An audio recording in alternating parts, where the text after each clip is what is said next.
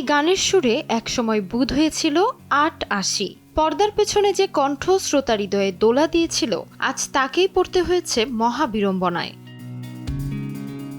শুধুমাত্র একটি গানেই দুই বাংলার দর্শকের মনে জায়গা করে নিয়েছেন রথিজিৎ ভট্টাচার্য।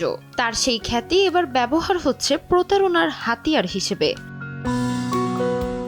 গায়কের দাবি, তার নাম ব্যবহার করে বাংলাদেশে বিভিন্ন শিল্পী ও সাধারণ মানুষের কাছে পাঠানো হচ্ছে ভুয়া বার্তা। এমনকি ফোন ও মেসেজে বিরক্ত করার অভিযোগও তুলেছেন তিনি। রথিজিতের ভাষ্যমতে বাংলাদেশেও তার শ্রোতা মহল রয়েছে। প্রিয় গায়কের নাম ব্যবহার করে এমন কাণ্ডে বেশ বিব্রত তারা। মেসেঞ্জারে এক নারী যোগাযোগ করে জানতে চেয়েছেন তিনি সত্যিই রথিজিৎ কিনা। সেখান থেকেই ঘটনার আঁচ পান তিনি। এমন অনাকাঙ্ক্ষিত ঘটনা জানার পরই নড়ে চড়ে বসেছেন রথিজিৎ। কেউ যেন প্রতারণার শিকার না হন সে বিষয়ে সতর্ক করেছেন তিনি। তবে এখনো আনুষ্ঠানিকভাবে কোনো অভিযোগ দায়ের হয়নি জানা গেছে। তবে খুব শীঘ্রই সাইবার ক্রাইমে অভিযোগ করতে পারেন তিনি।